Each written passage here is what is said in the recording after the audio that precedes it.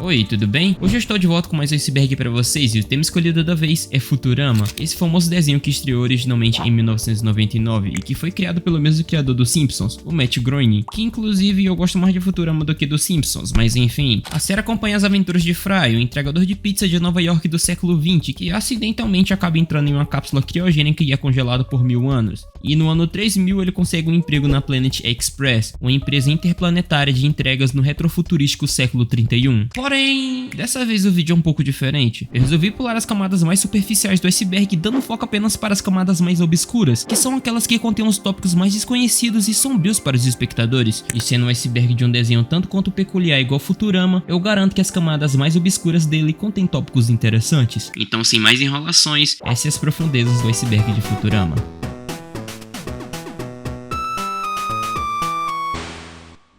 Série com história estranha de negligência. Apesar da sua popularidade muito grande entre os fãs, a série de Futurama inicialmente não teve muito tempo de vida, sendo encerrada pela primeira vez originalmente em agosto de 2003. Bom, durante a quarta temporada, que acabou sendo a última até então, o Futurama estava sendo exibido de forma irregular, devido a alguns eventos esportivos que estavam acontecendo e que tomavam o horário de exibição do Futurama. E com isso ficou difícil para os espectadores saberem quando novos episódios seriam transmitidos. E isso fez com que a Fox não exibisse vários episódios das temporadas 3 e 4, guardando eles para uma possível quinta temporada. Tão tal que isso fez com que a lista de episódios de Futurama ficasse uma bagunça, com episódios da quarta e quinta temporada sendo exibidos na terceira temporada, episódios da terceira passando na quarta e quinta, e isso me deixou confuso algumas vezes quando eu tava pesquisando para esse vídeo. Além disso, os executivos da Fox na época não apoiavam a produção do programa, e embora Futurama não tenha sido oficialmente cancelada ali, a Fox decidiu que não queria mais fazer novos episódios da série ou continuá-la de alguma forma, interrompendo a produção antes do fim da programação prevista até 2003. Então, basicamente, ela foi cancelada. E a própria série brincou com isso, e na abertura do último episódio da quarta temporada, mostrou uma foto de Fry, Leela e Bender com a legenda: "E vejo vocês em algum outro canal". E foi exatamente isso que aconteceu quando em 2003, após um cancelamento inicial da Fox, a Cartoon Network /Adult Swim adquiriu os direitos de exibição da série, passando reprises de Futurama de 2003 até 2007, que contribuiu um pouco mais para a popularidade da série. E em 2008, quando o contrato da Cartoon Network acabou, a Comedy Central comprou os direitos da série, e inclusive exibiu novas temporadas da série, incluindo a quinta temporada, que tinha sido lançada apenas em DVD, e a sexta e sétima temporada, que foram produzidos pela Comedy Central junto com a Fox. Inclusive foi nessa época que o Futurama passou na Band, que foi quando eu assisti eles pela primeira vez.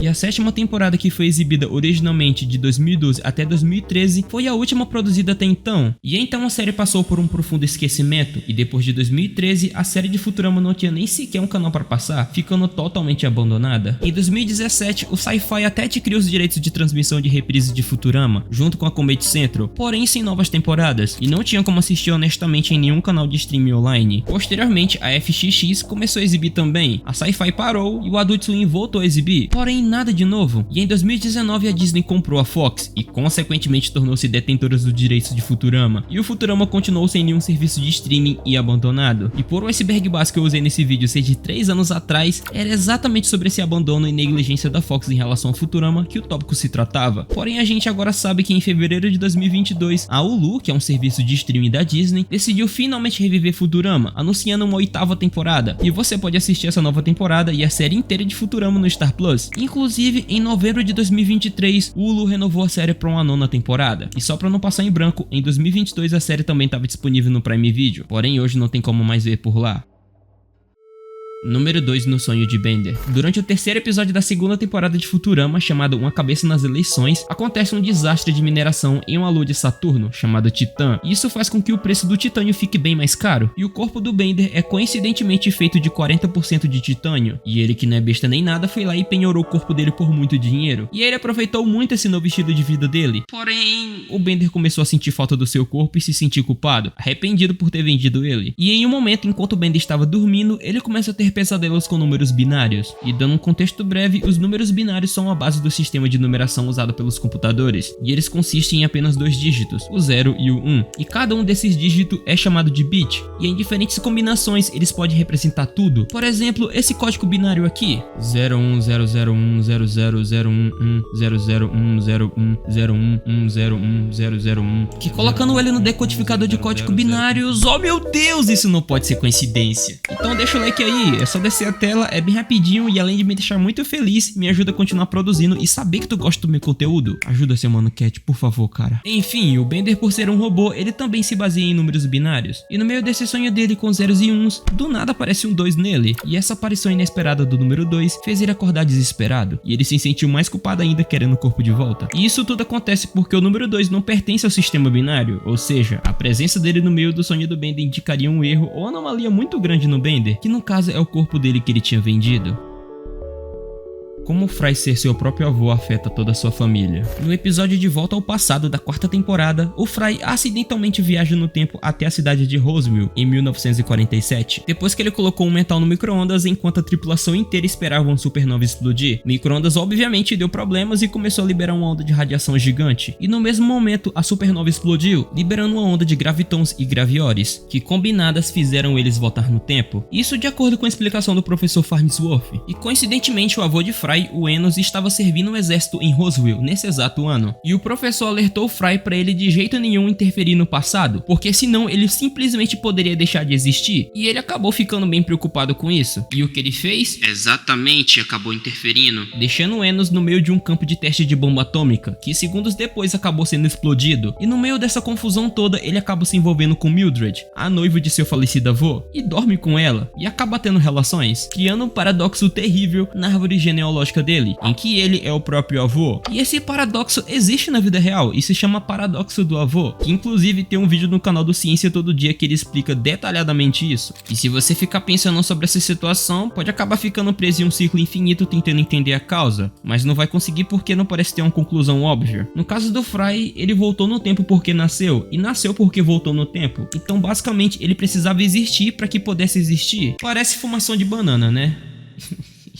Parece pra caraca. E esse problema criado pelo Fry acaba levando a gente a outra questão. Se Fry é o seu próprio avô, como que ele nasceu parecendo com ele mesmo? Se seu pai não se parecia, tá beleza, ele pode ter pegado algum alelo recessivo da vida ou sei lá. E por que o pai de Fry não se parecia nada com o Fry, que é o pai dele, e ao mesmo tempo o filho? Meu Deus, que loucura.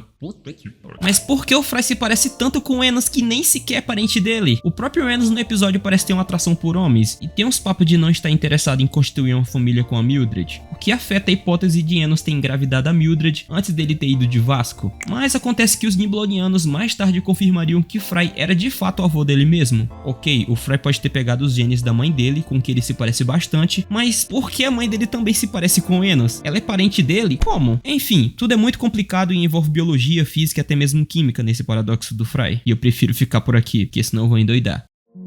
Reddit Futurama Sleepers. Esse é o nome de um subreddit de Futurama, onde os fãs da série compartilham suas experiências de assistir a série enquanto dormem, em que basicamente eles usam Futurama como uma espécie de ruído de fundo para ajudar eles a relaxar e dormir melhor. Teve até um usuário lá que perguntou o porquê Futurama ser um programa tão bom para adormecer, e vários usuários dividem a mesma ideia e discutem sobre esse tal fenômeno no post. Em outro post, um usuário pergunta como as pessoas dormem com Futurama, e várias pessoas responderam também compartilhando como elas faziam isso detalhadamente, e teve até outro que editou todas as temporadas disponíveis de Futurama para que elas ficassem com um formato conveniente para que as pessoas dormissem assistindo, e várias pessoas acabaram baixando, usando isso e agradecendo a ele. Santa merda, meu herói, porra, caraca, meu irmão, por que tá preto? E eu admito que esse subreddit é um tanto quanto curioso, e eu até consigo entender o motivo deles fazerem isso. Eu mesmo não consigo fazer nada na minha vida sem ter algo falando na minha orelha, porque eu sou meio perturbado e não consigo ficar sozinho com meus pensamentos. Tem que ter algum vídeo, podcast, música, pra editar, escrever roteiro, e até mesmo na hora de gravar áudio eu coloco algum podcast pra eu ouvir, geralmente sobre história ou ciência, ou de alguma pessoa que eu gosto muito. E até mesmo pra dormir eu tenho uma playlist própria pra isso, que eu chamo de Ver Dormindo. E eu geralmente coloco vídeos de história, vídeos sobre outros países, algum besterol do Andresitos e finalizo com algum SMR. E por último temos uma playlist de músicas ambientadas em uma realidade distópica, que é muito bom. Não me perguntem por quê, porém eu fico confortável ouvindo. Até no Spotify eu tenho uma playlist de músicas calminhas pra dormir, que me passaram e eu uso pra dormir e relaxar também. Porém eu nunca tinha testado essa do Futurama não, vou dar uma averiguada depois.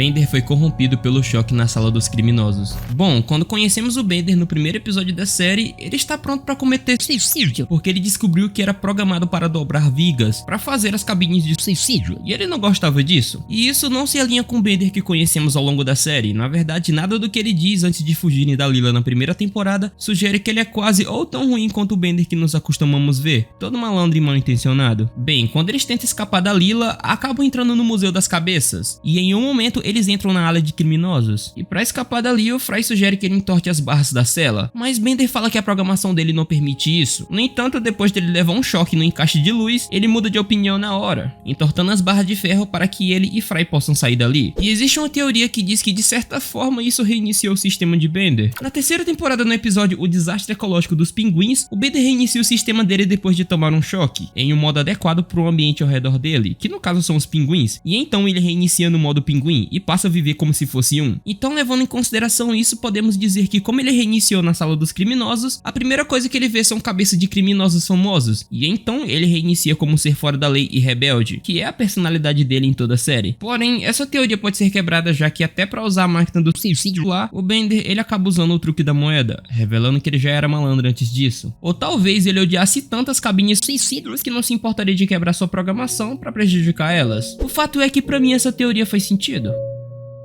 Por que Fry errar o botão é tão engraçado? Eu juro pra vocês que eu não sabia que o botão era esse, mas pesquisando eu pude saber do que se tratava. Na primeira temporada temos o episódio 8 chamado O Mal do Século XX, lançado em 1999, em que em um momento, usando um cheiroscópio feito pelo professor Farnsworth, o Fry ele acaba descobrindo que tem uma coisa muito fedorenta vindo pra Terra rumo a Nova York. E depois de alguma pesquisa eles descobrem que se trata de um meteoro inteiro feito de lixo. E depois de ver um vídeo antigo, eles descobrem que todo aquele lixo era da própria cidade de Nova York, que no ano 2000 teve uma crise de lixo tão grande que eles decidiram juntar todo aquele lixo e em uma noite jogar no mar. E depois de muito tempo no mar, nenhum país obviamente aceitou aquele lixo. E então, em 2052, eles decidiram lançar todo aquele lixo no espaço, mesmo com aviso prévio de que um dia esse lixo poderia voltar a Nova York. Pois é, voltou. E em um segundo plano feito pelo professor, eles decidem lançar uma segunda bola de lixo pro espaço para colidir com a outra. E o Fry lidera a cidade inteira de Nova York para gerarem mais lixo mais rápido e jogar na rua e não usarem as lixeiras. E no momento da contagem regressiva, que nem é tão regressiva 4, assim, 3, 2, 3, 4, 5, 6... Dispare logo essa coisa. O Fry ele erra o botão uma vez antes de acertar e eles se livrarem daquele meteoro de lixo. Enfim, não tem nada de muito impressionante nessa parte, porém eu descobri que isso meio que virou um meme lá na gringa, com algumas pessoas achando que esse é o melhor momento na série até então, com o Fry dizendo opa antes de errar o botão. Opa. Sim, é literalmente isso aí, cara. Nossa, que isso, cara. Acontece que eu não consigo definir exatamente o porquê desse momento ser tão engraçado, já que eu mesmo não achei graça. A contagem regressiva do professor que começa a aumentar de novo pra mim é mais engraçado. Mas se for pra definir uma resposta, deve estar ligado ao fato do Fry ser tão burro que ele erra até mesmo uma coisa simples, igual apertar um botão grande e vermelho. E esse momento pode ter sido tão inesperado e besta que muitos acharam graça.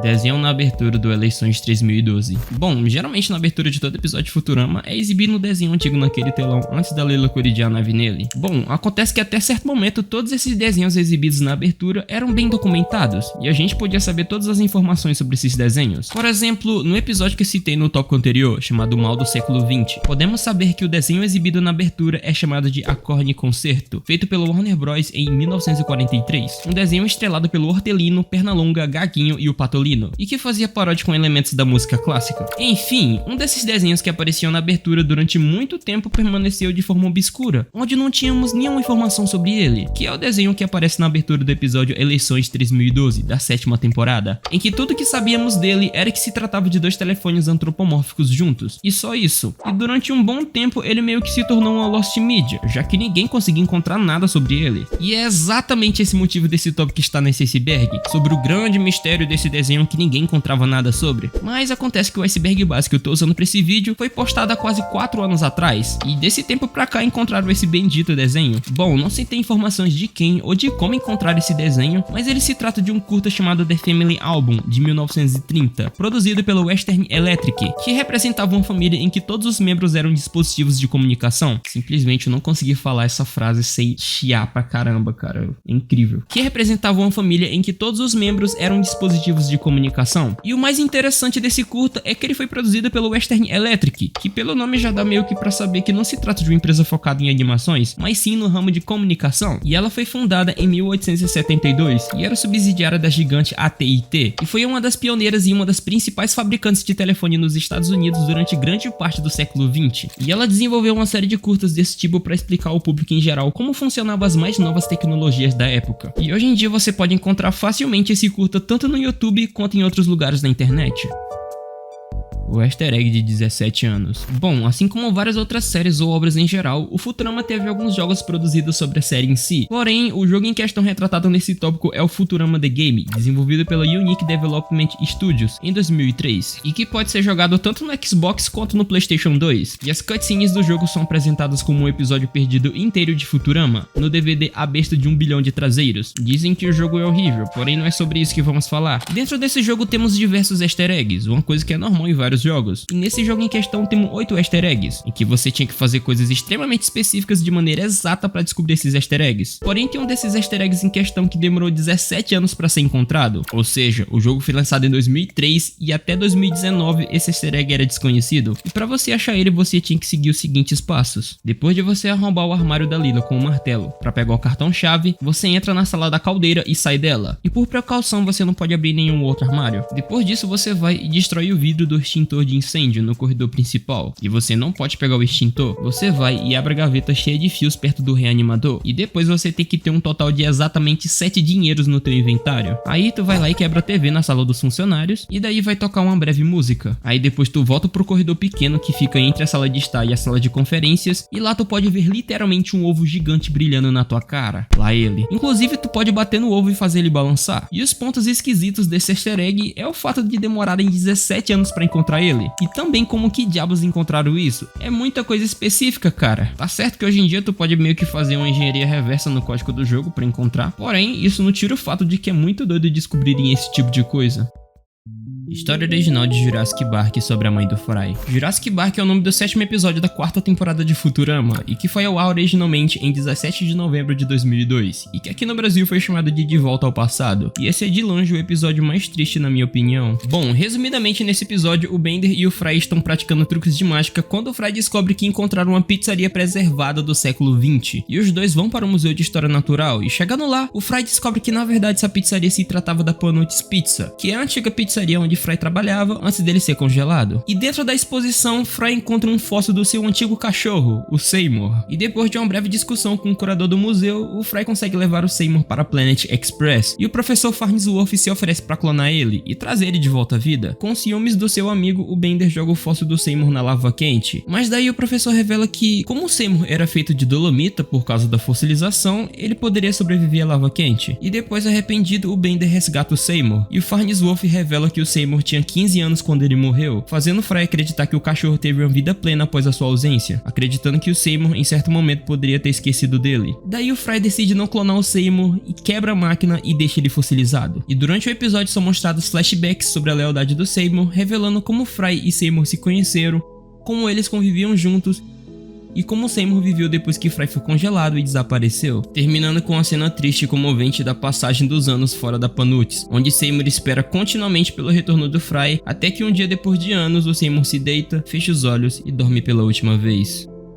Eu lembro de eu ter assistido esse episódio na Band em uma tarde durante as férias da escola, e quando terminou de ser exibido, eu lembro que eu fiquei muito triste e inconformado com o Fry por ele não ter salvado seu doguinho. Pô, Fry, era só tentar, cara. Se o cachorro tivesse esquecido de ti, era só reconquistar a confiança dele. Pô, ele lembraria de ti. Por que, Fry? Por que tu é tão burro, cara? Puta que pariu. E eu lembro que eu passei a tarde toda tentando pesquisar sobre esse episódio que eu nem sequer sabia o nome no celular da minha mãe, sendo que nem celular eu tinha, e a internet nem era Wi-Fi, pra ver se eu encontrava algo sobre eles terem salvado o Seymour posteriormente. E eu não encontrei nada sobre eles, eu fiquei triste por uns 3 dias lembrando sobre esse episódio. Mas enfim, acredite se quiser, esse episódio era pra ser mais triste ainda. De acordo com o co-criador de Futurama, David X. Cohen, no conceito original do episódio, o Fry teria descoberto uma versão petrificada de sua mãe, a Sherry, em vez do Seymour. Porém, no final das contas, os produtores decidiram que isso tornaria o enredo muito perturbador, especialmente considerando que a mãe do Fry era consistentemente retratada como um membro da família de Fry com quem ele era mais próximo. Houve uma breve discussão sobre a troca de Seymour pelo pai de Fry, mas isso também foi considerado muito triste, e então em vez disso o episódio foi feito com seu cachorro.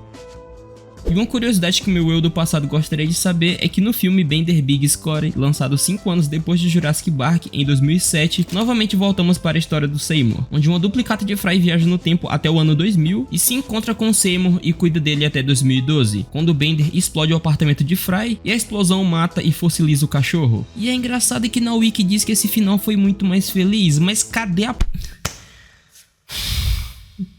Mas cadê o final feliz, cara? O cachorro é morto.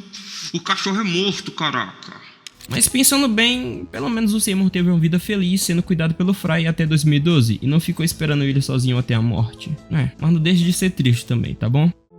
Os níveis de tristeza em cenas emocionais são uma anomalia. Esse tópico parece ser um pouco pessoal pro criador desse iceberg, mas enfim, ele explica que há algo nas cenas emocionais de Futurama que por algum motivo, elas são muito mais intensamente tristes do que quando qualquer outra coisa tenta fazer o mesmo. Em que ele cita, por exemplo, que ele não consegue assistir o episódio Jurassic Park, que fala sobre a história do Seymour, e nem os finais do episódio O Mundo de Lila da 4ª temporada, que gira em torno de Lila descobrindo a verdade sobre seus pais, e a Lila descobre que seus pais são mutantes que sempre cuidaram dela secretamente, e na verdade nunca abandonaram ela, e o final é bem triste porque revela que os pais de Lila que se sacrificaram para que ela tivesse uma vida melhor, e sempre estiveram presentes, mas ela cresceu sem conhecer eles. E também do episódio Jogos de Tons da 7ª temporada, em que o episódio apresenta Fry tentando resolver o mistério de uma melodia que ele ouviu antes de ser congelado em 99, e ele reviveu seu último dia na Terra antes de ser congelado, e voltando para suas memórias do passado, ele é confrontado com várias memórias e emoções, iguais aos últimos momentos de Fry com a família dele, que ele não pôde viver, e no final Fry descobre que a melodia é o barulho de bloqueio da nave do amigo do Nibbler, e ele havia escutado isso antes de ser criogenado em 1999, já que o próprio Nibbler havia empurrado o Fry para ele ser congelado. Daí o Fry ajuda ele a encontrar a nave, e o Nibbler agradece o Fry por ajudar o povo nibloniano mais uma vez, e promete retribuir esse favor, porém o Fry duvida, dizendo que ninguém poderia dar o que ele realmente quer. Daí o Fry então sonha em chegar em casa e encontrar sua mãe assistindo a um jogo de futebol, porém ele percebe que o jogo que ela tá assistindo aconteceu depois que ele ficou congelado, e fica confuso, porque ele não tinha vivido aquele momento. Aí o Nibbler aparece e explica que Fry está vivenciando o sonho de sua mãe no passado, como forma de pagar a dívida com Fry, e no sonho a senhora Fry diz que sonhou muito com Fry desde que ele desapareceu, e então ele expressa seu amor pela sua mãe com um abraço, e depois é mostrado uma cena no passado em que a senhora Fry acorda e sorri para uma foto de Fry, depois dele ter sumido, e eu consigo entender o motivo desses episódios serem tão tristes pro criador desse iceberg. Todos esses episódios citados em questão falam sobre família, e pelo menos pra mim, esse é um assunto bem sensível também. Eu admito que eu chorei revendo esses episódios, cara. Eu gosto muito da minha família e estar longe da minha casa por quase um ano é realmente difícil. Mas enfim, o fato da série de Futurama ser bastante centrada em um tipo de humor inteligente e conter muito sarcasmo, faz com que essas cenas emocionais se destaquem muito em relação aos outros episódios da série, que combinado com o fato da construção de cada personagem, faz com que a gente se conecte emocionalmente com eles ao longo do tempo.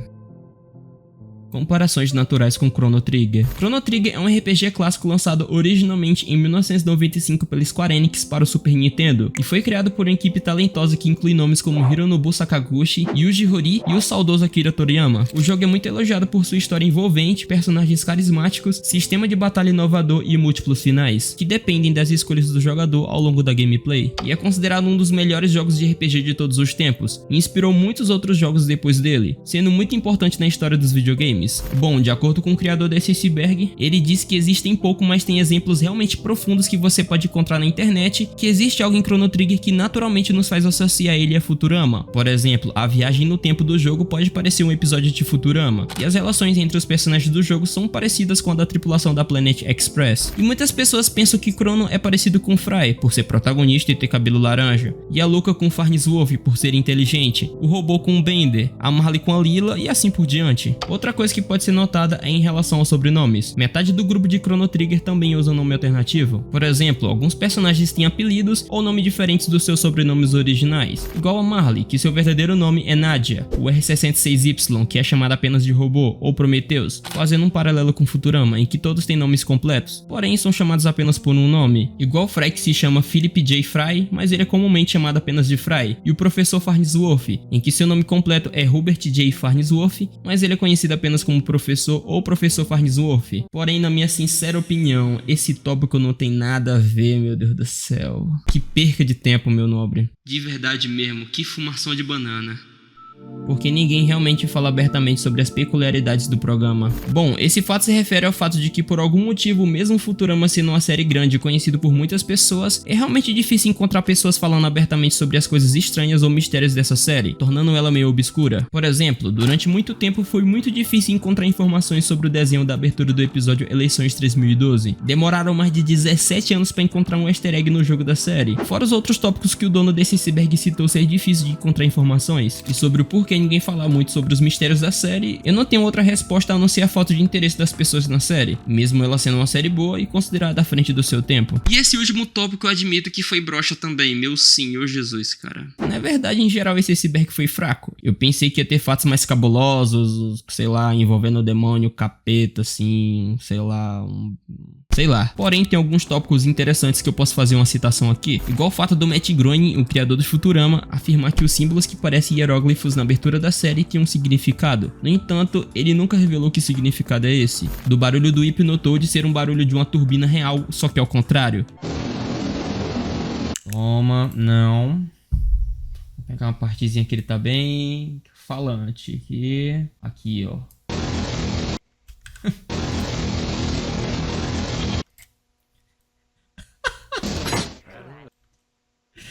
Cara, que sapo do cão. Sapo é o cão. Nossa, bota em reverso e... Ué, é a mesma coisa? Da série contém uma linguagem alienígena própria que já foi trocada 3 vezes porque os fãs sempre descobriam. E essa foto do Zap Brannigan que faz referência ao ex-presidente John Kennedy, que foi assassinado. Porém, nada de muito oh my god, guys, que bizarro. Ai meu Deus, eu não vou dormir hoje não. Ai, que vídeo bizarro. Bem fraco. Mas prometo que voltaremos mais fortes. Mas enfim, pessoal, esse foi o vídeo de hoje. Muito obrigado a vocês que chegaram até aqui, vocês são só do Limonada. E eu espero que vocês tenham gostado desse estilo de vídeo. Não se esqueça de deixar o like e inscrição no canal. E caso tenha alguma sugestão do próximo Iceberg Dash, explorando as profundezas de algum iceberg, ou de qualquer outro vídeo, deixe aí nos comentários. Muito obrigado mais uma vez e bye bye.